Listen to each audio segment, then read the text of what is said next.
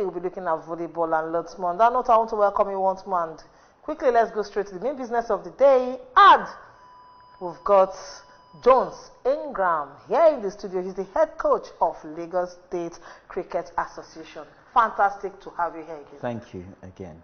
All right. We missed you last week.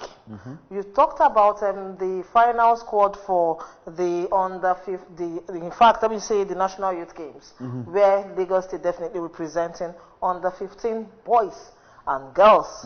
That particular one come next month, which is September. Now let's just go straight to it. How would you describe the 28 players you saw, then the four standby players? A mix of experience and young players, new players to the game. I think it's a good thing. They've worked hard. I think this is the first camp I know of that they've had enough time to prepare. Usually it's 2 weeks and let's get a team together and compete. Now it's a case of had a long time to prepare, so that's a good thing. All right, long time to prepare, but how you said it's a mixture of youth and experience to go with it. How did this really happen? How did you get to pick this set of players from schools, clubs? Because we know most times we look at volleyball, we look at handball, we have clubs apart from schools. But so we want to know if it's basically students you went for. So it's in schools, and yeah, a lot of school development, going to schools, coaching, and then getting those kids that are interested to get involved, playing the sport. And then others have played the sport already, have played in the National Youth Games before. So you have a mixture of those players that experienced at Lagos, and then those players that haven't played in the competition before, but have shown to have the talent and the ability to go forward. All right, how long will this camp hold, and how is the format going to look like? So we've had 2 camps already, back to back, over 3 days. So that's them getting together, training, and also then for the coaches to give them trials to see their ability, and then be able to, as we've got now, the final 28 players to represent for the tournament. Oh, that means the 2 standby for both men, the boys and the girls, making 4 will be dropped? Not necessarily. If between now and tournament time, there's injuries, there's things that can happen. So you always like to have 2 players on standby. And also when you go to the competition, you always have registration as well.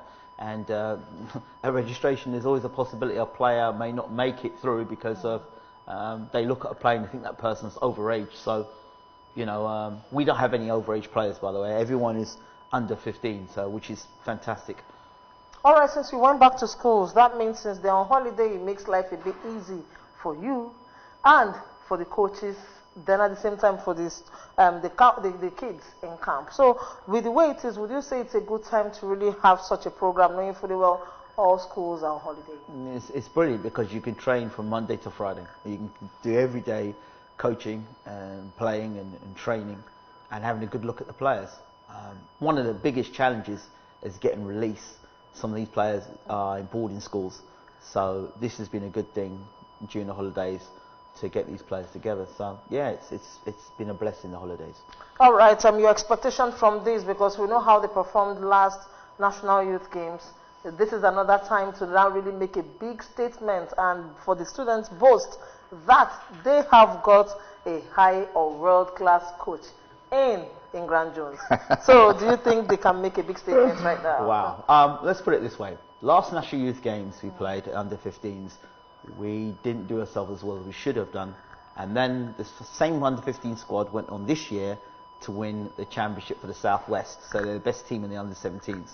So I believe that we have the nucleus of some of those players that are still from the under 17 squad in the under 15 squad. So we should have a very, very, very good outing this tournament for sure. We've prepared, so we just have to go out there and do our best.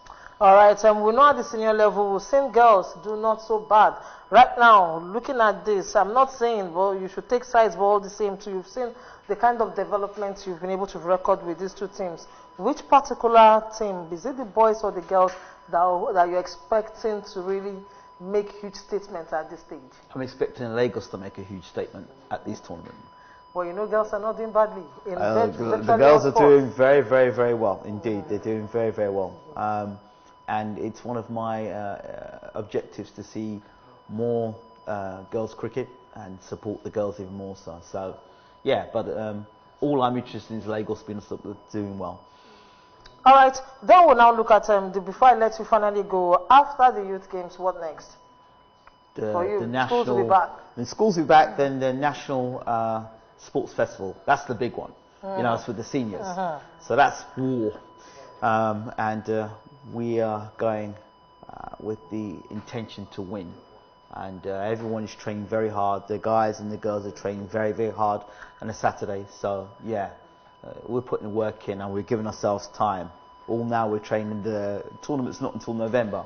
So by November, or before November, we'll have our squad ready to play. So, yeah. All right, finally, your advice to these 30 kids in camp ahead of the National Youth Games as you bid us goodbye for this one, while we wait for you to come again to give us updates. My advice to those young people is to put your best foot forward. You've done all the training, you've done everything that's required of you. Now go out there and show why you've been selected and do Lagos proud. All right, and do Lagos proud. Thank you very much for doing the fantastic job with Lagos State. You guys actually been doing so well, and for sure, since I've been in contact with you, with Lagos State, definitely I have developed more interest in cricket, and I hope other sports can take a cue from what you're doing in Lagos here. Thank you, I appreciate it. All right, let's quickly go on a short break and we'll come back. My main man, Nigeria Basketball Federation referee, but a journalist by training, talking about Toluwalashe Utukoya will be joining us. Thank you, Jones Ingram, for joining us once more.